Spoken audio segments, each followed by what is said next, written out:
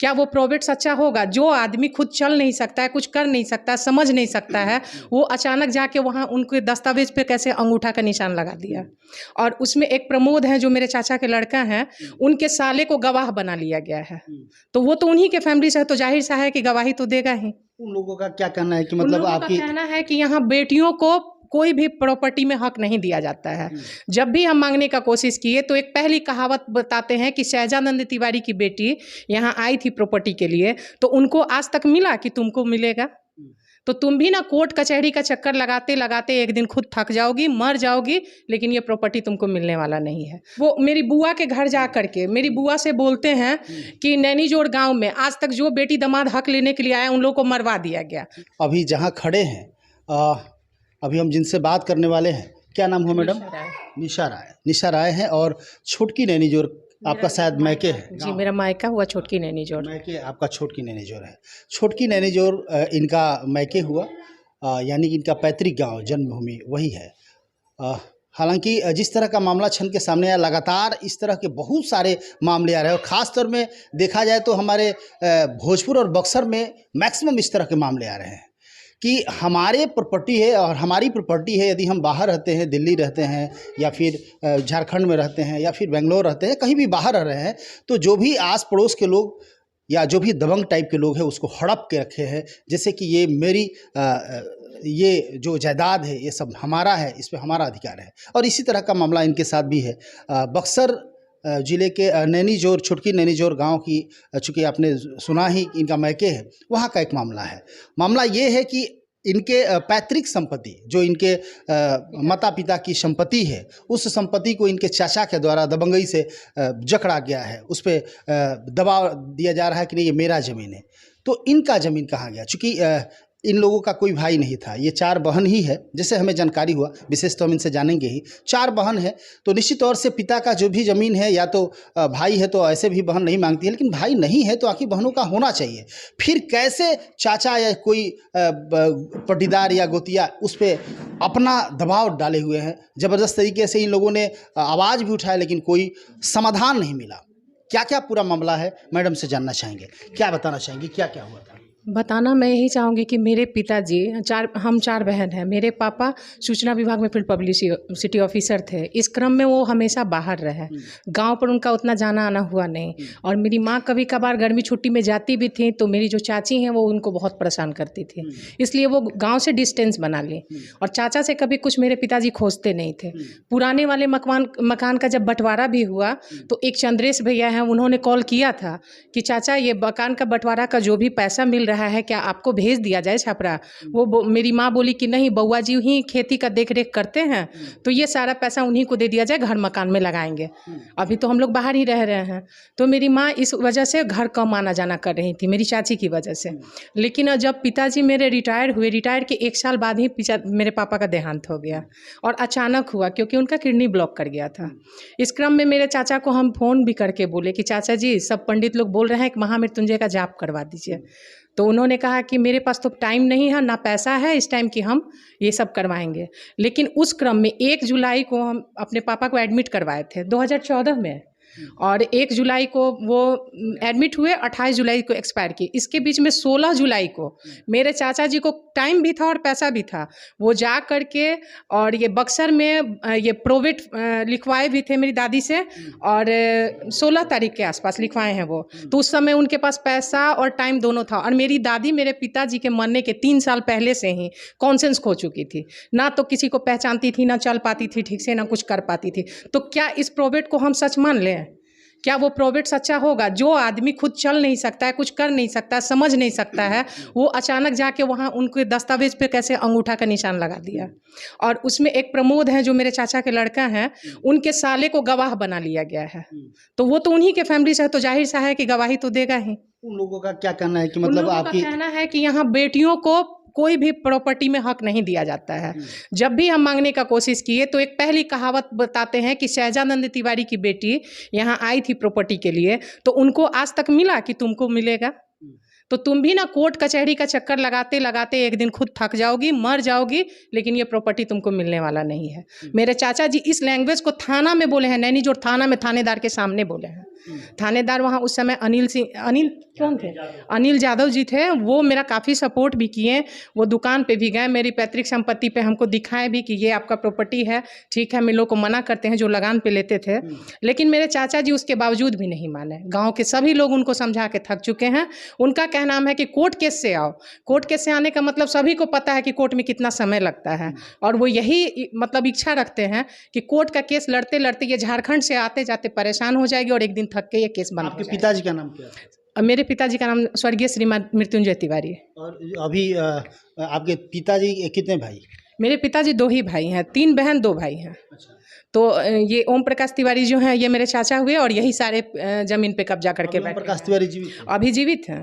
अच्छा। आपके और हम लोग आप भाई बहन कमला तिवारी के परिवार से हैं। नैनीजोर में कमला तिवारी को सभी लोग जानते हैं। हम लोग कमला तिवारी के आपके परिवार। भाई बहन कितने? हम लोग 4 बहन ही हैं। बस सिर्फ बहन? जी, हम लोग सिर्फ 4 तो बहन। निश्चित तौर से आपके पिताजी का जो संपत्ति है आप उसमें हम लोग का अधिकार है। तो आपने इसके लिए कहीं पे कोर्ट केस या केस फिर फाइल भी किए हुए हैं। कोर्ट में 144 का प्रावधान होता है, उसको भी, क्योंकि केस के बारे में उतना नॉलेज नहीं है। जो हम 144 करने के बाद भी वो उस खेत पे जमीन पे 144 का भी प्रोसेस चालू है। अभी फर्स्ट डेट 13 तारीख को पड़ने वाला है, लेकिन वो लोग का जो धमकी भरा आता है, वो मेरी बुआ के घर जा करके मेरी बुआ से बोलते हैं कि नैनीजोर गांव में आज तक जो बेटी दामाद हक लेने के लिए आया उन लोगों को मरवा दिया गया। क्या नाम है उनका? सिद्धेश्वर तिवारी। एक सिद्धेश्वर तिवारी हैं, वो मेरी बुआ के घर जाके धमकी इस चीज़ का दिए हुए थे। तो फिर हम गए भी थे नैनीजोर गाँव, और हम थाना में ही जाके बैठे, क्योंकि कहीं ना कहीं जान का सबको डर होता है। तो हम डायरेक्ट थाना में गए और थानेदार से बात भी किए। बोले कि सर हम सिद्धेश्वर तिवारी को तो बाई फेस जानते नहीं हैं, लेकिन उन्होंने मेरी बुआ के घर जाके ऐसा ऐसा कहा है। तो वो शायद उस वक्त संयोग से वो सिद्धेश्वर तिवारी वहीं बैठे हुए थे। तो जो सर थे बड़ा बाबू, वो बोले कि यही है सिद्धेश्वर तिवारी। तो बोले कि हम इन लोग के साथ, वो मेरे चाचा अनिल तिवारी और गांव के जो पूर्व मुखिया हैं शैलेंद्र तिवारी, उनके साथ गए थे। और कहीं ना कहीं इस सारे मामले में शैलेंद्र तिवारी पूर्व मुखिया का भी हाथ है, क्योंकि हम जब सीओ के पास गए, तो जब मेरे पिताजी का डेथ सर्टिफिकेट दे रहे हैं, सब कुछ पेपर हम दे रहे हैं, तो फिर मेरा पेपर पे नामांतरण क्यों नहीं हो रहा है?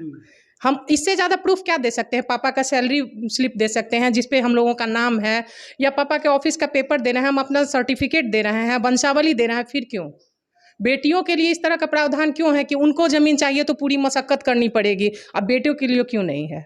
बेटे अपना हक क्यों इतनी आसानी से ले लेते हैं? बेटियों को कोर्ट कचहरी का चक्कर क्यों लगाना पड़ता है? हालांकि यहाँ तो बेटे की कोई बात ही नहीं, आपके तो कोई भाई हैं ही नहीं तो और हमें जहाँ तक लगता है कि यदि भाई रहते तो आप उस जमीन पे दावे भी नहीं करते। नहीं, बिल्कुल नहीं करते, अभी भी नहीं करते। अभी भी अपने चाचा को इच्छा से दे देते हैं हम जमीन, लेकिन मेरे पिताजी के डेथ होने के बाद ये हमको उनका अंतिम संस्कार उनके पैतृक गांव से नहीं करने दिए। ये उस समय जब हम फ़ोन किए और कहे कि हम लोग आ रहे हैं, तो ये बोले कि यहाँ आ जाने के बाद ना तो तुम्हारे पिताजी के काम क्रिया में कोई खाना खाएगा गाँव का, और ना ही तुम लोगों को यहाँ से काम करने दिया जाएगा। तो फिर इसके बाद हम लोग को उस समय तो हम लोग परिस्थिति नहीं था कि इन लोग से लड़ाई कर पाए, इसलिए हम लोग रांची में ही उनका अंतिम संस्कार और उनका काम क्रिया जो भी था। आप रांची में रहते हैं? जी, हम रांची में रहते हैं। तो आप देख सकते हैं, निशा राय अपना नाम बताएं। निशा राय हैं, और जैसे हमें जहाँ तक पता चला कि शायद आप बीजेपी से भी में social media incharge. Social media incharge, तो सोशल मीडिया प्रभारी है ये, और भारतीय जनता पार्टी की अभी सरकार भी है। लेकिन जो स्थिति बनी हुई है आप देख सकते हैं कि इसके बाद भी किस तरह दबंगई है और किस तरह गुंडागर्दी है, ये आप देख सकते हैं। तमाम प्रशासन के जितने भी पदाधिकारी हैं ये जानते हुए कि निश्चित तौर से सिर्फ बेटी है और बेटी का अधिकार होता है, इसके बावजूद भी वो तमाम लोग खामोश है। आखिर क्यों और कैसे? सबसे बड़ा प्रश्न ये है कि थाने में भी मीटिंग हुई, लेकिन थाने में मीटिंग होने के बाद भी थाना प्रभारी बोले कि नहीं हम आपके पक्ष में। इनको भी लग रहा है कि वो हमारे पक्ष में है, लेकिन किस तरह के पक्ष में है ये समझ में नहीं आया। थाने में लिखित भी दिए थे। अच्छा, क्या हुआ था थाने में? आप लोग बैठे तो थाना प्रभारी ने किस तरह की मीटिंग किया? सर बोले थे कि अगर ये मृत्युंजय तिवारी की बेटी हैं, इसको आप, मेरे चाचा से बोले कि आप भी मानते हैं, तो बोले कि जी मानते हैं। तो जब मानते हैं तो जैसे आपका होता है प्रॉपर्टी, उनके पिताजी का भी होता है, तो बोले कि हाँ। तो बोले कि हम लोग का अभी ना पारिवारिक बंटवारा ही नहीं हुआ है। तो थानेदार सर बोले कि जब पारिवारिक बंटवारा नहीं हुआ तो आप बांट के कैसे खेत जोतते हैं? तो बोले कि हम लोग मौखिक में बांट के जोत रहे हैं। तो सर बोले कि तो इनको भी वैसे ही मौखिक में दे दीजिए बांट के, ये भी अपना जोतेंगी, जो आपका है उसका 50% इनको दे दीजिए। तो बोल रहे हैं कि नहीं ऐसे नहीं होगा, लेकिन उसके बावजूद भी सर ये उनसे लिखित लिए हुए हैं। ये उनसे लिखित उन्होंने इसमें लिखा हुआ है, इसमें लिखा हुआ है कि हमारी 3 बहन है और 2 भाई है, हम इसी को अलग कैसे दे दें, उनका भी शेयर होता है। हम इससे कभी इनकार नहीं किए हैं, ना डिनाई किए हैं कि उनका शेयर नहीं होता है। लेकिन अभी बुआ लोग कभी खोजी नहीं थी, फिर बुआ लोग भी जब जमीन में शामिल किए, चाचा खुद किए, तो हम हर एक बुआ से मिले तो तीनों बुआ से बोले, बड़ी वाली बुआ बोली कि ठीक है, जब ऐसा है तो हम भी अपना संपत्ति लेंगे। सबसे छोटी वाली बुआ जो है वो बोली कि निशा, मेरा जो भी प्रॉपर्टी होता है हम तुमको देंगे। और मंझली बुआ जो है वो बोली कि हम दोनों भाइयों में आधा आधा शेयर कर देंगे। तीनों बुआ का यही स्टेटमेंट है और बाकायदे वो स्टाम्प पेपर पे हमको लिखित भी दी हुई है। तो उसके बावजूद भी ये अभी जमीन का बंटवारा करने के लिए रेडी नहीं है। ये बोलते हैं कानून से आओ, कानून तो बहुत लंबा जाएगा, तब तक तुम ही मर जाओगी। चाचा जी को लालच हो गया है, चाचा जी को लालच हो गया है, दबंगई है, और निश्चित तौर से गांव में रहते हैं तो मोह तो लगा ही है उस ज़मीन से। लेकिन किस बात का मोह? जैसे कि इन्होंने बताया कि हमारे पिताजी का दाह संस्कार करने के लिए उस गांव में हमें जगह नहीं दिया गया कि गांव के कोई खाने नहीं आएगा। वैसी स्थिति में इन लोगों ने रांची में श्राद्ध कर्म किया, और उस पैतृक, इन्होंने कहा कि यदि वो सुगमता से या हमारे साथ अपने सारे उदार विचार का परिचय देते हुए हमारा सपोर्ट करते तो निश्चित तौर से वो ज़मीन के लिए हम कभी भी नहीं जाते। लेकिन जिस तरह उन्होंने अपना रूप दिखाया, निश्चित तौर से वो ज़मीन मेरा है और हम लेके रहेंगे। लेकिन सबसे बड़ी सवाल ये है कि जैसे कि इन्होंने बताया कि हमारे पिताजी की कोई संतान नहीं, सिर्फ हम 4 बेटी ही हैं। तो सब 4 बेटी हो या बेटा, बेटा बेटी में क्या अंतर है? यदि बेटा नहीं है तो निश्चित तौर से पैतृक संपत्ति का जो भी उत्तराधिकारी होता है तो बेटी ही होगी, क्योंकि बेटा है ही नहीं तो लेगा कौन? यदि बेटी है तो बेटी लेगी, नहीं होगा तो आप ले सकते हैं। लेकिन बेटी, जब 4 बेटी है तो फिर आप कैसे उस पर दबाव डाले हुए कि नहीं ये ज़मीन हमारा है? और कैसे जो भी अंचला पदाधिकारी है या फिर अनुमंडल पदाधिकारी है, जो भी एसडीओ हैं, तमाम लोग ये सारे मामले को जानते हुए भी इस तरह चुप्पी क्यों साधी हुई है? और कितना दिन इंतजार करना पड़ेगा? और इसी तरह लोग इंतजार करके थक जाते हैं, मर जाते हैं, और इसी तरह बंदरबाट होते रहती है। और जिस तरह की व्यवस्था बनी हुई है बिहार सरकार की, निश्चित तौर से ऐसा होगा तो कहीं से भी विकास बिहार में नहीं हो सकता है। और तमाम लोग, दूर दराज से जो भी लोग आएंगे, उन लोगों का बिहार सरकार के प्रति इसी तरह उदासीन रवैया रहेगा कि नहीं, जो हो रहा है ये सिस्टम फॉल्स है, गलत है। और हम चाहेंगे बिहार सरकार से और तमाम जितने भी पदाधिकारी हैं, आप लोगों से आग्रह करना चाहेंगे कि निश्चित तौर से जो सही है, उचित है, उसका समाधान किया जाए। क्योंकि अभी जैसे कि इन्होंने बताया, आप लोगों के सामने स्पष्ट है, वो देखने वाली चीज़ है कि जब इनका ज़मीन है, इनका हिस्सा है, तो फिर वो क्यों लेंगे? जो भी ईमानदारी पूर्वक बंटवारे करनी चाहिए, और ईमानदारी पूर्वक यदि बंटवारे नहीं होती है तो कानून को इस पर अंकुश लगाना चाहिए कि आखिर क्यों ऐसा हो रहा है। इनका 144 भी लगा हुआ है, इसके बावजूद भी काम हो रहा है। 144 लगने के बाद हमें जहाँ तक जानकारी है कि किसी भी तरह का आप उसमें खूरखार नहीं कर सकते हैं। प्रशासन को चाहिए इस पर ज़बरदस्त तरीके से अंकुश लगाना कि जब इस ज़मीन पे 144 लगा है तो इस ज़मीन पे आप काम कैसे कर रहे हैं? तो आखिर प्रशासन सुस्त क्यों है? क्या ये 144 धारा वैसे लोगों के लिए है जो कमज़ोर तबके के हैं, मजबूर हैं, उन्हीं लोगों के लिए है? मजबूत लोगों के लिए ये नहीं बनाया गया है क्या? यदि मजबूत लोगों के लिए बनाया गया है और सरकार का जितने भी नियम है वो सबके लिए एक समान है, तो कड़ा रूप से इस पर एक्शन होना चाहिए और इनका ज़मीन इनको मिलना चाहिए। यदि इनका है तो नियमतः इनका ज़मीन है कि नहीं, ये तो जांच का विषय है। यदि इनका है तो मिलना चाहिए। और यदि कोई पूर्वज भी यदि आपके नामे लिख दिया तो ये माननीय है, चूँकि निश्चित तौर से जो भी बच्चे होते हैं उनका उस ज़मीन पर अधिकार होता है। आपके कहने से नहीं हो जाएगा कि आपके दादाजी और दादी जी ने अंगूठा लगा दिया, ये ज़माना लद गया, सारे लोग एडवांस हो चुके हैं और ये कहने से कुछ नहीं होगा। और तिवारी जी, यदि आप भी हमारे न्यूज़ को देख रहे हैं तो ईमानदारी पूर्वक जो इनका हिस्सा है दे दीजिए, चूँकि आप जैसे समझ रहे हैं वो बात अब नहीं रह गई है। बहुत एडवांस ज़माना हो गया है और इस एडवांस ज़माने में आप जी रहे हैं। पहले वाली बात नहीं रह गई कि हमारे गांव में कोई बेटी ने ज़मीन का हिस्सा नहीं लिया, कोई ले नहीं सकता है और जो भी लेने आया है वो मरा गया है। ये सोच और ये भ्रम हटा दीजिए, चूँकि ये न्यूज़ चैनल के माध्यम से पूरा देश आपको देख रहा है और निशा राय के माध्यम से तमाम बातें हमारे न्यूज़ चैनल में रिकॉर्ड हो गई, जो कि तमाम पदाधिकारियों के बीच जाएगी। तो हम तमाम पदाधिकारियों से यही आग्रह करेंगे कि जो भी उचित है निर्णय लिया जाए। हालांकि इस मैटर पर हम एसडीओ और सीओ से भी बात करेंगे कि मामला कहाँ फंसा हुआ है और क्यों लटका हुआ है, कहीं पीछे से कुछ व्यवस्था तो नहीं दे दी गई है, आखिर क्यों रुका हुआ है, इसकी निश्चित तौर से जांच होनी चाहिए और जो इनका अधिकार है मिलना चाहिए। देखते रहे समृद्धि न्यूज़ चैनल, तमाम खबरों को दिखाते रहेंगे। कैमरा पर्सन राजू के साथ, थैंक यू।